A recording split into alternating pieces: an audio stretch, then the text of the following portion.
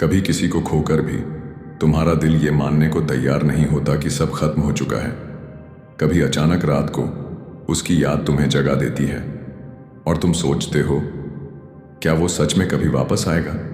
जिंदगी में सबसे दर्दनाक पल वो होता है जब कोई, जिसके लिए तुमने सब कुछ किया, तुम्हें छोड़कर चला जाए। उस वक्त तुम्हें लगता है कि सब बिखर गया है, लेकिन यकीन मानो, हर रिश्ता जो सच में गहरा होता है, उसकी जड़ें इतनी आसानी से नहीं टूटती।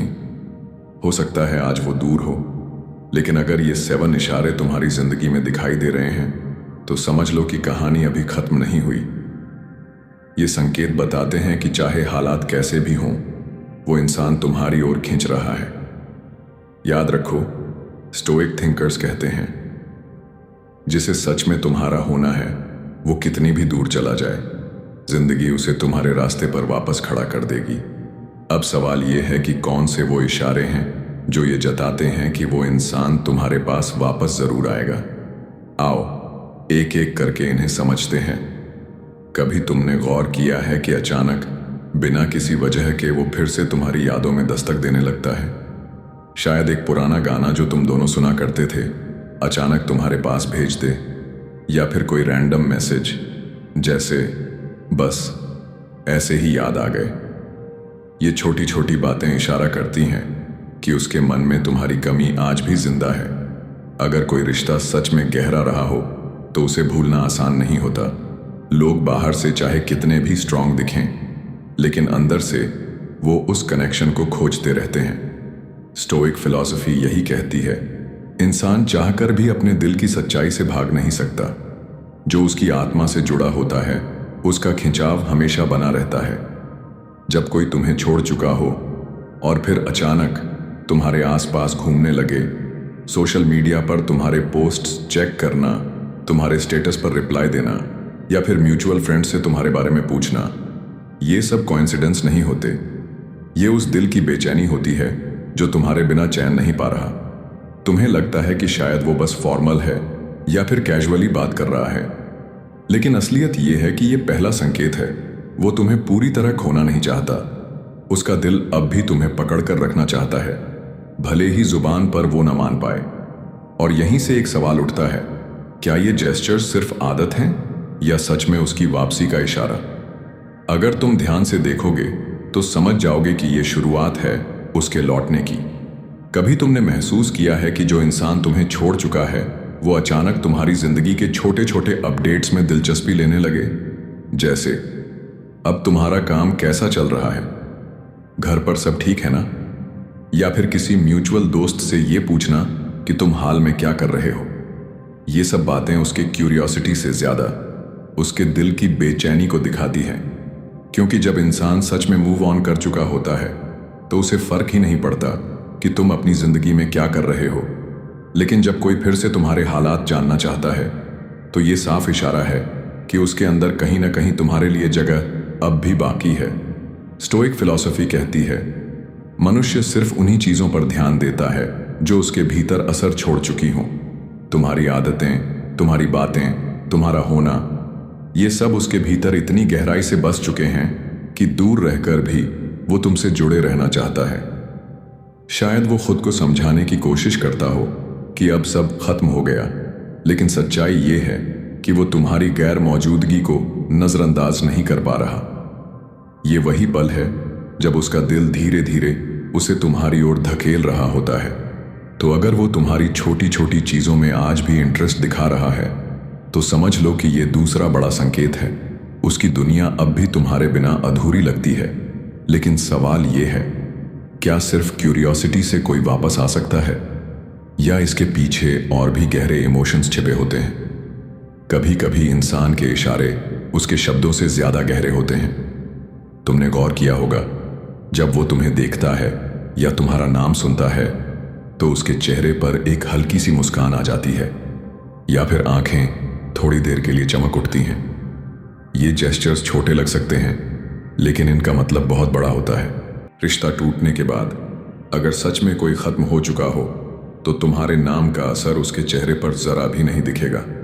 लेकिन अगर वो अब भी तुम्हारे लिए सॉफ्ट कॉर्नर रखता है, तो चाहे वो डिनाई करे, उसकी बॉडी लैंग्वेज, सब सच उगल देती है। स्टोइक थिंकर्स मानते हैं कि इंसान अपने दिल की सच्चाई से भाग नहीं सकता। जुबान झूठ बोल सकती है, लेकिन नजरें और जेस्चर्स हमेशा सच बताते हैं।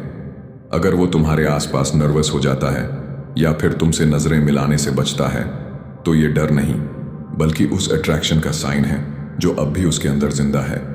कभी वो तुम्हारी तारीफ किसी और से कर दे, कभी तुम्हारे बारे में इनडायरेक्टली पूछे, या फिर तुमसे मिलते ही उसके टोन में सॉफ्टनेस आ जाए।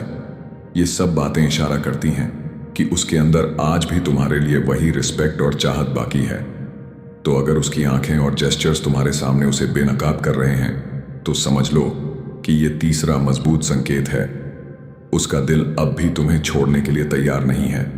पर दिलचस्प बात यह है, क्या सिर्फ अट्रैक्शन और रिस्पेक्ट किसी को वापस खींच सकते हैं, या इसके लिए और भी गहरी कसक की जरूरत होती है? कभी ऐसा हुआ है कि वो इंसान जो कभी तुम्हें छोड़कर चला गया था, अब अचानक तुम्हारी मुश्किल घड़ियों में तुम्हारे साथ खड़ा दिखने लगे? शायद तुम बीमार पड़े हो तो उसका हाल चाल पूछना, या फिर किसी परेशानी में तुम्हें सपोर्ट करना। ये कोई फॉर्मल केयर नहीं है, बल्कि वो इनर पुल है जो उसे तुम्हारे करीब लाता है, भले ही वो खुद को रोकना चाहे। देखो, सच्चाई ये है कि इंसान सिर्फ उसी की फिक्र करता है जो उसकी आत्मा से जुड़ा हो। स्टोइक फिलॉसफी कहती है, care is never casual, it's always a reflection of attachment. अगर वो अब भी तुम्हारे लिए समय निकाल रहा है, तुम्हारी तकलीफों को अपना समझ रहा है, तो ये सीधा इशारा है कि वो इमोशनली डिटैच्ड नहीं हो पाया। सोचो जरा, इतने सारे लोग हैं दुनिया में, लेकिन जब तुम्हें तकलीफ होती है तो सबसे पहले उसे ही क्यों फर्क पड़ता है? क्यों वो आज भी तुम्हें कंफर्ट देने की कोशिश करता है, जबकि थियोरेटिकली तो उसे तुम्हारी लाइफ से कोई लेना देना नहीं होना चाहिए था? क्योंकि उसका दिल मानने को तैयार नहीं कि तुम अब उसके नहीं रहे। ये केयरिंग एटीट्यूड अक्सर वो लोग छुपाने की कोशिश करते हैं। वो कहेंगे, मैं बस इंसानियत निभा रहा हूं, लेकिन असलियत ये है कि ये इंसानियत नहीं, बल्कि उस प्यार की गूंज है जो अब भी उसके अंदर सांस ले रही है। तो अगर वो तुम्हारे दुख में शामिल होता है, तुम्हारी परेशानियों को सुनना चाहता है, तो समझ लो कि ये चौथा संकेत है। वो इंसान अब भी तुम्हारे बिना अधूरा महसूस करता है। लेकिन अब सवाल ये है, क्या केयर करना ही वापसी की गारंटी है, या इसके पीछे और भी गहरी वजहें छिपी हैं? कभी तुमने गौर किया है कि वो इंसान जिसने तुम्हें छोड़ दिया था, अब अचानक पुराने पलों को याद करने लगा है? जैसे, याद है हम यहां घूमने गए थे, या फिर तुम्हें वो पुराना जोक याद है? ये बातें बाहर से कैजुअल लगती हैं, लेकिन सच में ये दिल के अंदर की खाली जगह का इशारा होती है। रिश्ता जब सच में गहरा होता है, तो उसकी यादें इंसान के खून में घुल जाती हैं। कितनी भी कोशिश कर लो, उन यादों को मिटाना नामुमकिन होता है। स्टोइक फिलॉसफी यही कहती है, अतीत अगर बार बार मन में लौट रहा है, तो समझो आत्मा अब भी उसे पकड़कर बैठी है। जब कोई तुम्हारे साथ बिताए हुए लम्हों को दोबारा जीना चाहता है, तो इसका मतलब है कि वो उन पलों को मिस कर रहा है। और यादें तभी तकलीफ देती हैं जब वो इंसान अब भी तुम्हारे लिए मायने रखता हो सकता है वो इन यादों को मजाक में पेश करे, लेकिन असलियत यह है कि उसका दिल आज भी उन्हीं पलों में जीना चाहता है। और यही तो सबसे बड़ा संकेत है कि उसका इनर वर्ल्ड अब भी तुम्हारी मौजूदगी से भरा हुआ है। तो अगर वो बार बार अतीत की बात करता है, तो समझ लो कि ये पांचवा मजबूत इशारा है। वो इंसान अपने दिल से तुम्हें अब भी अलग नहीं कर पाया है।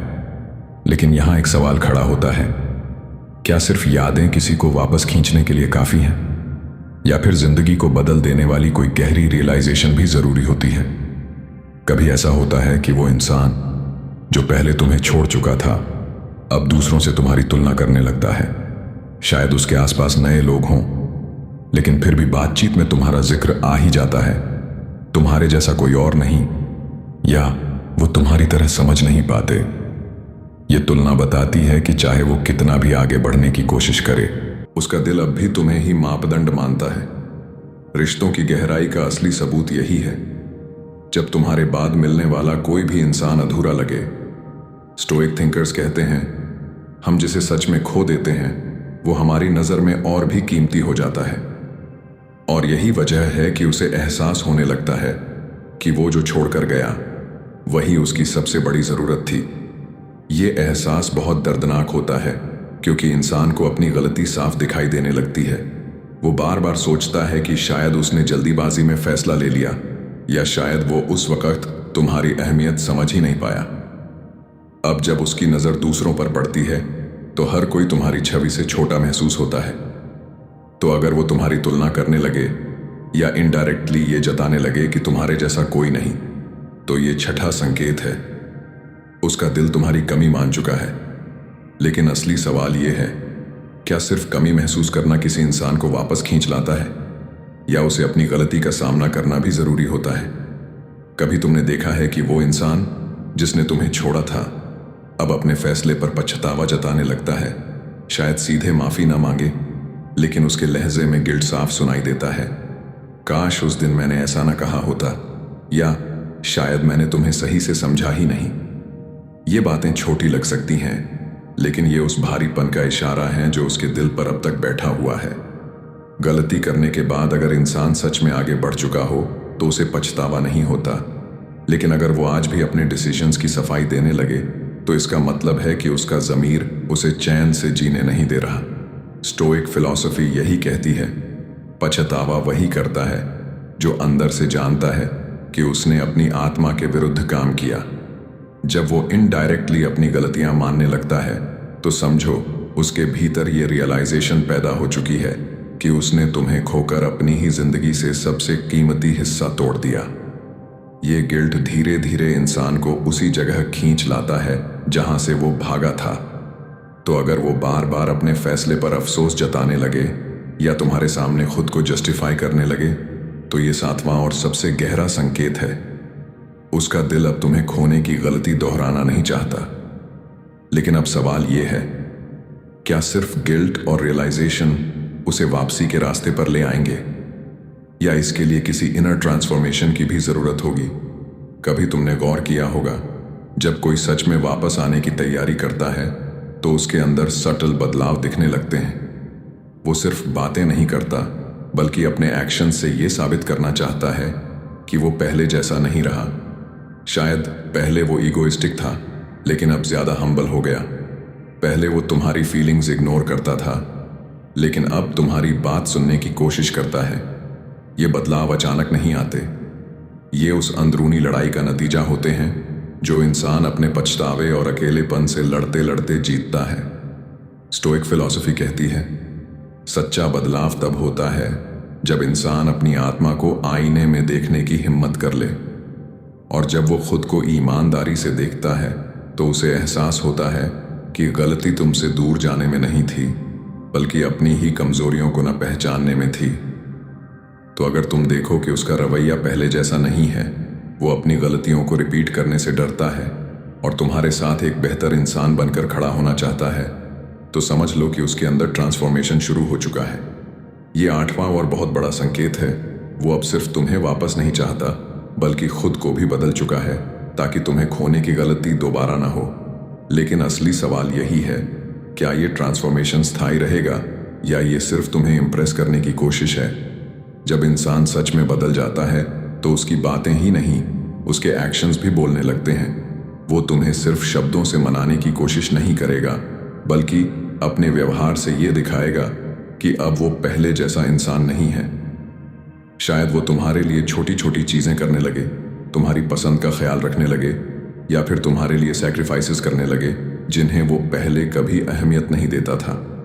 सच्चा कमिटमेंट हमेशा कंसिस्टेंसी से साबित होता है।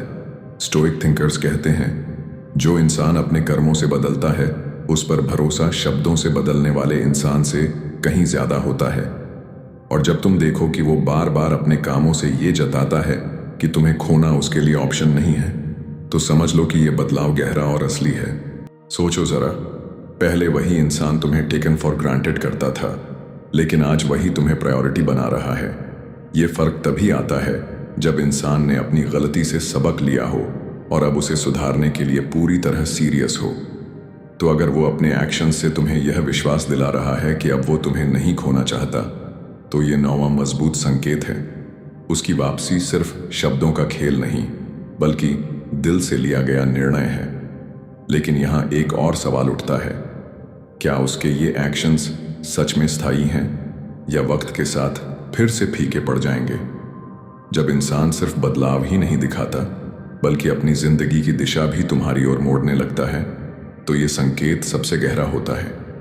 शायद वो अपनी आदतें बदल रहा हो, अपने गोल्स तुम्हारे साथ अलाइन करने लगा हो, या फिर अपने भविष्य की प्लान्स में तुम्हें शामिल करने लगे।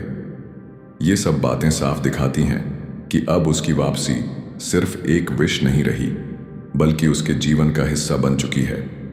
सोचो, जब कोई इंसान तुम्हें अपने आने वाले कल में जगह देने लगे, तो इसका मतलब है कि तुम्हारे बिना उसका आज अधूरा लगता है। स्टोइक फिलॉसफी कहती है, मनुष्य की सबसे बड़ी चाहत यही होती है कि जिसे वो प्रेम करता है वो उसकी आत्मा के साथ जुड़ा रहे। और जब उसका मन ये मान चुका है कि तुम्हारे बिना उसका जीवन अधूरा है, तो उसका लौटना लगभग तय हो जाता है। ये वो पल है जब दिल, दिमाग और आत्मा तीनों तुम्हारे नाम पर सहमत हो जाते हैं। अब वो सिर्फ यादों, केयर या गिल्ट की वजह से नहीं लौट रहा, बल्कि इसलिए लौट रहा है क्योंकि उसे एहसास हो चुका है कि उसकी दुनिया पूरी तभी होगी जब तुम उसमें रहोगे। तो अगर वो तुम्हारे साथ अपना भविष्य देखना शुरू कर चुका है, तो ये 10वां और सबसे निर्णायक संकेत है। अब उसकी वापसी को कोई रोक नहीं सकता। लेकिन सवाल ये है, जब वो सच में लौटेगा, क्या तुम उसे वैसे ही स्वीकार कर पाओगे जैसे पहले किया था, या इस बार तुम उसे अपने टर्म्स पर जगह दोगे? जिंदगी में प्यार खोना आसान नहीं होता।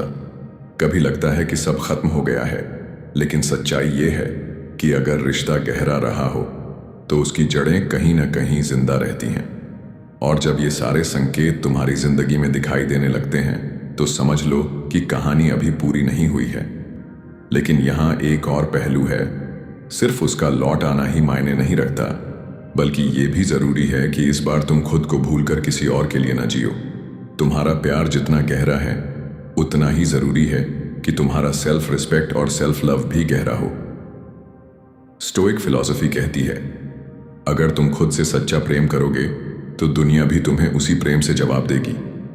इसलिए अगर वो वापस आता है तो उसे वही इंसान पाना चाहिए जो अब और भी मजबूत, और भी समझदार, और भी मूल्यवान हो चुका है।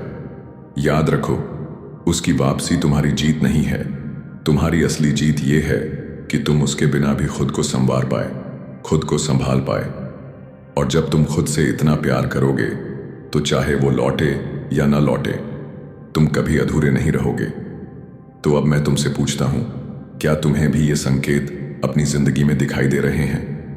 क्या तुम्हें लगता है कि वो इंसान तुम्हारी ओर वापस खींच रहा है? नीचे कमेंट्स में अपने दिल की बात जरूर लिखो। और अगर ये वीडियो तुम्हारे दिल को छू गया हो तो इसे शेयर करो, ताकि किसी और की टूटी उम्मीद भी आज फिर से जिंदा हो जाए।